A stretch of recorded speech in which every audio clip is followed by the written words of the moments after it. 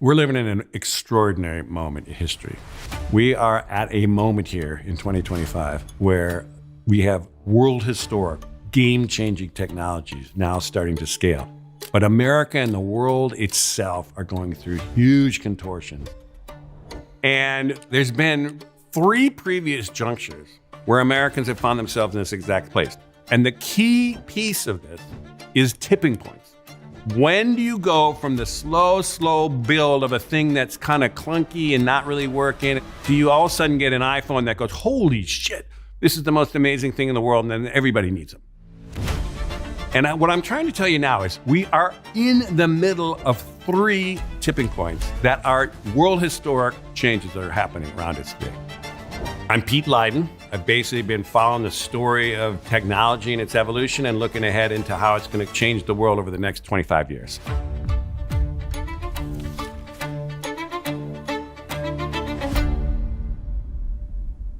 Way back in the 90s, in the earliest days of the internet, there was really only one place in the world that was really all over that, and that was Wired magazine.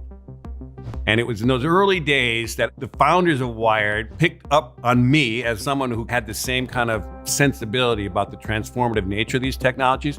And so they wooed me to work with them in the early days of Wired. Now, people had no idea what was even going on with the internet and literally what's email, what's the web. They had no idea how these goofball startups with names like Amazon were ever going to amount to anything.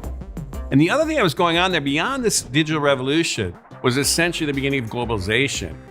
And so myself and my co-author, which was Peter Schwartz, wrote a famous, iconic cover story at Wired that was called The Long Boom. And it was a history of the future, the story from 1980, which is in our past, to 2020, which was in our future, trying to explain what was really coming.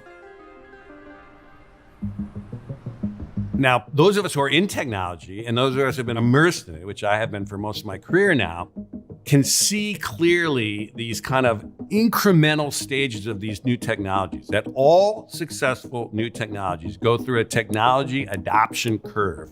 Let's say like Uber, the idea like, oh my God, instead of a taxi, it's all on your phone. And then all of a sudden, when enough people show how amazing it is, boom, the entire crew moves over. And the old system of the taxi system is gone. So you're watching an old system being essentially dismantled or having to come down at the same time as we're taking off on these new technologies to build the next systems. We're in the middle of that. Right now is smack in the middle of that in our era. But we've also seen this in American history before. There's been 3 previous junctures where Americans have found themselves in this exact place. Now, that's not to say it's common.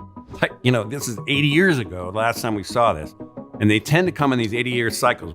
But what's amazing about these things is they have bursts of unbelievably widespread innovation that lasts for 25 years. The last big one was coming off World War II, 1945.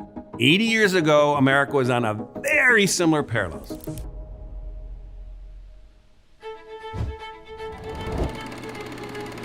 We basically were watching the essentially dismantling of the old world that had been working pretty well, the economy and societies of the West. And then there'd been a crash, and you run into the Great Depression of the 1930s. Now, what that was the old system of running the economy just wasn't working. And so what happens is you watch these junctures in American society, we get super polarized. For example, there was an America First movement in the 30s. We were on the verge of violent conflict in America. And then you had the FDR and the kind of New Deal coalition that came out of the Depression, and they started to get traction. But anyhow, we had to resolve this political tension in America. And frankly, it had to do it in the world because the world also is going through this juncture. And so from 1945 to 1970, we watched the great post-war boom. Many people call it the high point of global capitalism. And you built this crazy economy where you did many things that were completely different than the previous era. Tax the rich at 90%. You watched incredible investment in public infrastructure like the interstate highway system and building suburbs. You basically watched the GI Bill and education, building institutions for higher education, expanding it for the boomers. That all happened in 25 years, the Great Society, the whole thing. 25 years, and then we ran in the 70s. It started kind of getting long in the tooth. Stagflation, oil shocks. But here's the point. Old system had to come down. super conflict around it, and ultimately the building of a thing that was dramatically different than before. We've been through that before. And funny enough, like I say, if you go another 80 years back, we did it again.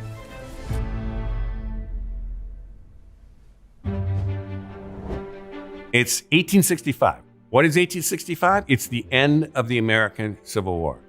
Now, this is a good example of how passions run very high and political conflict is extreme at these junctures. In the Civil War, it was the most extreme. I mean, we literally had to have 750,000 Americans died in the Civil War. America, since the founding, had been in tension with these two economic systems. One was essentially a system of the early manufacturing economy where you needed free labor in the North. But in the old South, we basically had slavery. And they said, no, we're not going there. We're not going to give it up. We're not going to let go of this old system. We're going to fight to the death on the thing. And so this is a good example. Anyone rooted in the old systems that are going down are passionately want to defend that at all costs. Now, the thing that people do not know about the Civil War, I don't really remember as much about the Civil War, is the Civil War after 1865 had an unbelievable explosion of progress. That lasted for, what do you know, 25 years. For example, the Homestead Act, which is you gave anybody who went out west 150 acres for free. There was also land-grant universities. All these little states started building institutes of higher education to educate average people, but also to be pushing scientific understanding of agriculture. But here's the other progress that was going on. It was technology. It was only after the war that America blew out like 175,000 miles of rail and essentially stitched the entire continent together with this steel-based rails. And essentially we reinvented America in 25 years. And here's the even crazier thing though. You go back another 80 years, we did it again.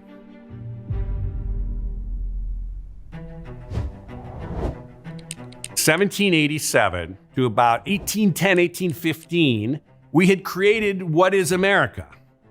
One way to understand what was happening in America at that time was it was part of a bigger part of Western Europe, in particular an extension of Britain, which was going through the Enlightenment at the time.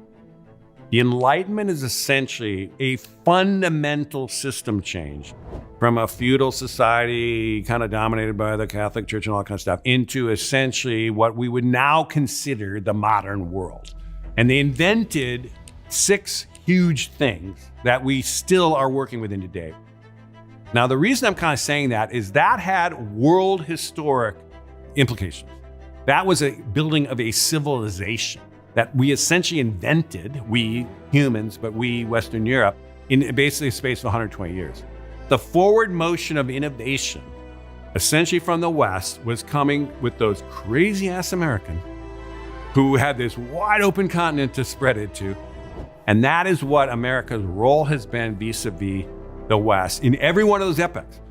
I'm arguing we have one more crank at that wheel with the arrival of 3 world historic changes that are happening around us today. And the most obvious one is the arrival of artificial intelligence. ChatGPT. Maybe you've heard of it. If you haven't, then get ready, because this promises to be the viral sensation that could completely reset how we do things. The arrival of generative AI, with the arrival of ChatGPT 3.5 in November of 2022, I think we're going to see that as a world historic moment. I think people will look back on that is the starting gun of what will be understood as the age of AI. And I use age in a very explicit way, which is when you talk about a different age that humans enter, like, oh, the humans, entered the Bronze Age or the Iron Age. I mean, you're talking about essentially a fundamental game-changing technology, a breakthrough, a step change in our abilities, that once you cross that threshold, you don't go back. We're going to watch an explosion of amplification. The amplification of our mental powers with digital computers and now AI are going to be very similar to the amplification of our physical powers that mechanical engines, initially by steam, created the prosperity and wealth of the world that we know now, where we're just going to say, holy shit, we had no idea this is the world we're in.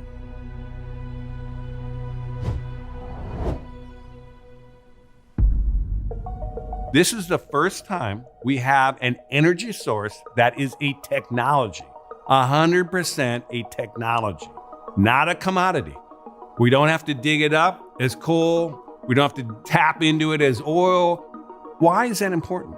Because once it's a technology, you can consistently drive down the cost. And there's a kind of a rule of thumb in manufacturing, which if you double the number of producing solar panels, you will come up with about 20% of a drop in cost. And this is the point. It's going to keep getting cheaper. And the same thing, flipping around to the same thing with electric cars. People think, well, electric cars are still expensive and whatever. You're not thinking this through because battery technology is the same thing. That's in lithium batteries. We're now getting whole nother generations of batteries, like solid state batteries, that essentially will be a next generation. But the point is, the forward motion of costs coming down on clean energies is just beginning. And when that happens, you're going to have what? Abundant, clean energy.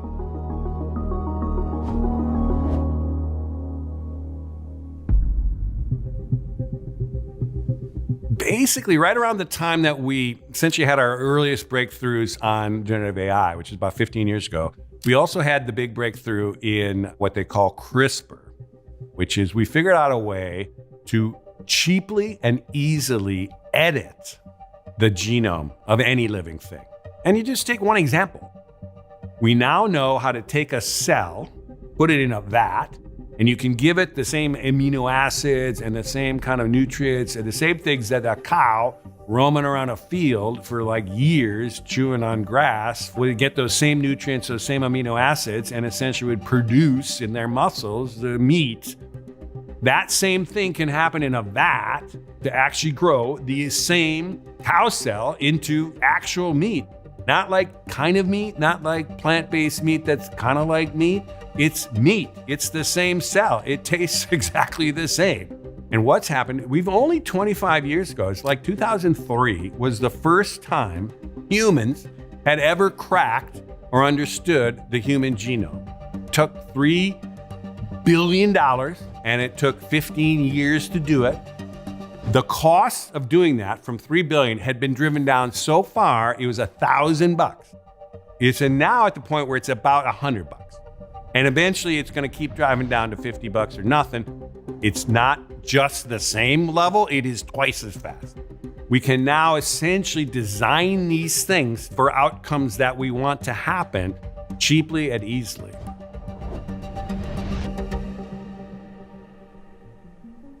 So the technology story of today, AI, clean energies, even bioengineering, is kind of familiar at some level.